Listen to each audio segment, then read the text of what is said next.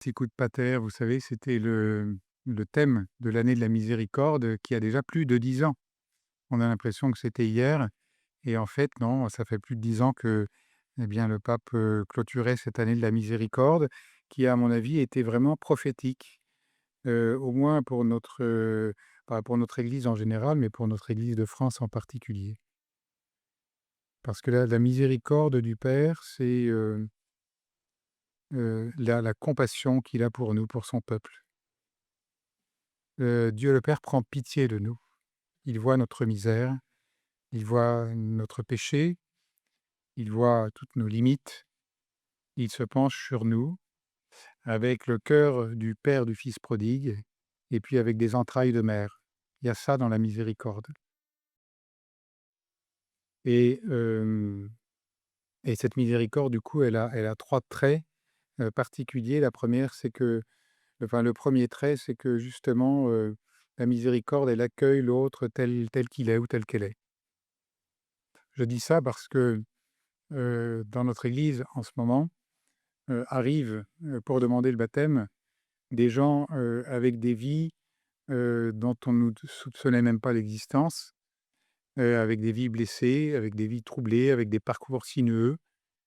Hem, Parfois on se dit: «Mais est-ce qu'ils vont trouver une place?» Et en fait, la miséricorde dit, «Je t'accueille là, tel que tu es, avec ta vie, avec tes blessures, avec les virages que tu as pris, avec, les étapes parfois incohérentes de toute ton existence, avec aussi, tes blessures profondes, mais, avec les choix que tu as faits et nous sommes invités, à l'heure actuelle, eh bien, justement à ouvrir les portes et puis, la première chose, c'est de dire, «Tu es là, et on te prend comme tu es» et non seulement on t'ouvre les portes, mais on va te donner une place. Même si parfois célébrer un sacrement n'est pas possible, et tu vas avoir la place dans la communauté. Assois-toi à la table avec nous, comme Jésus le fait avec les amis de saint Matthieu au moment de sa conversion. C'est un premier trait de la miséricorde, c'est d'accueillir l'autre avec son péché, avec ses limites, avec ce que nous ne comprenons pas, avec ce qui nous effraie aussi peut-être chez lui. Vous voyez, par exemple, il y a des personnes qui sont transsexuelles qui demandent le baptême. Et parfois, on est un peu décontenancé, on ne sait pas, ils ont fait un changement de genre et on sait pas très bien comment faire. Et la miséricorde, c'est de dire, «Viens» et puis, on comprend pas tout, mais on t'ouvre la porte, sans, juger, sans prononcer une sentence, vous voyez? Ne jugez pas, vous ne serez pas jugés, ne condamnez pas, vous ne serez pas condamnés. C'est qu'on évite de prononcer une sentence avant d'avoir écouté, avant d'avoir accompagné, avant d'avoir compris. Et le deuxième trait de la miséricorde, du coup, c'est la patience.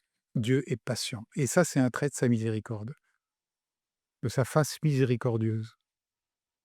Et pourquoi? La patience est extrêmement important parce que la patience nous dit, «Il va se passer quelque chose avec la grâce de Dieu. Je ne sais pas quand, je ne le maîtrise pas, je n'en connais pas les étapes.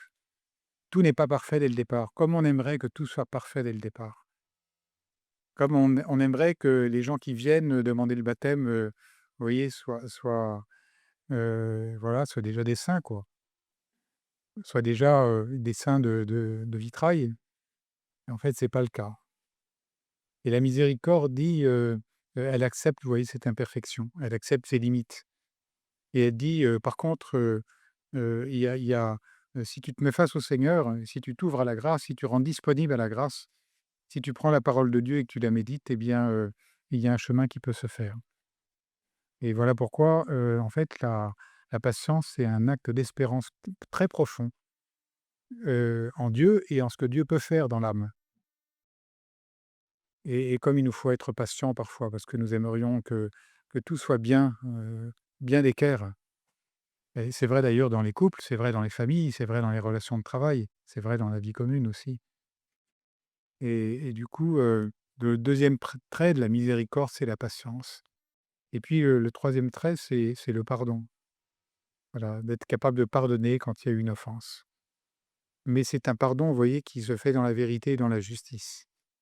La vérité, c'est parce que, quand on reconnaît, ce qui n'a pas été, quand on reconnaît la faute, l'acte posé, et puis la justice, c'est parce que, il ne suffit pas de reconnaître sa faute, il y a aussi une dimension de réparation, de rééquilibrage, si je puis dire. Parfois, en lien avec la justice civile, comme on a vu dans le cas des abus. Eh bien, et pourquoi est-ce qu'il faut de la justice et puis, de la vérité? C'est pour que, il y ait un véritable acte de pardon pour relever la personne.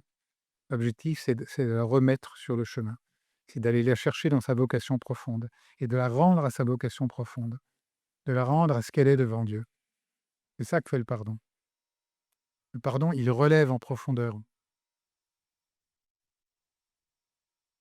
C'est important que nous soyons en fait, c'est comme un appel que le Seigneur nous lance à la miséricorde. Soyez miséricordieux comme votre Père est miséricordieux. Parce que nous avons, dans notre monde actuel, justement à propager une culture de la miséricorde.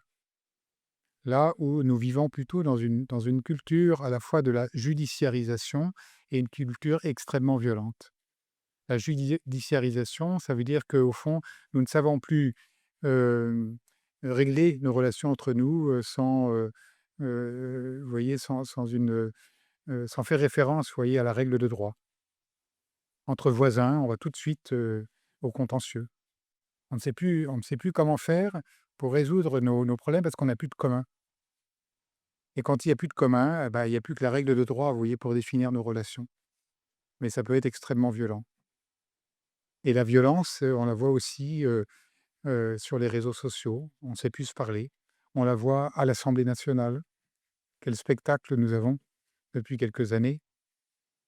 On ne sait plus que s'invectiver. On n'arrive plus à se parler. On n'arrive plus à se retrouver en raison. On n'arrive plus à trouver les mots. Et, et du coup, c'est cette culture de la violence qui est aussi présente dans les familles. Les violences intrafamiliales. Elles sont en augmentation magistrale. Eh bien, nous voulons justement être miséricordieux comme notre Père est miséricordieux. C'est en accueillant la miséricorde de Dieu pour nous que nous pouvons la transmettre aussi aux autres. C'est en reconnaissant combien Dieu nous a fait miséricorde en profondeur, que nous sommes capables d'être miséricordieux et de propager cette culture de la miséricorde dans notre société qui en a tant besoin. Demandons-le comme une grâce du Seigneur pendant ce carême. Amen.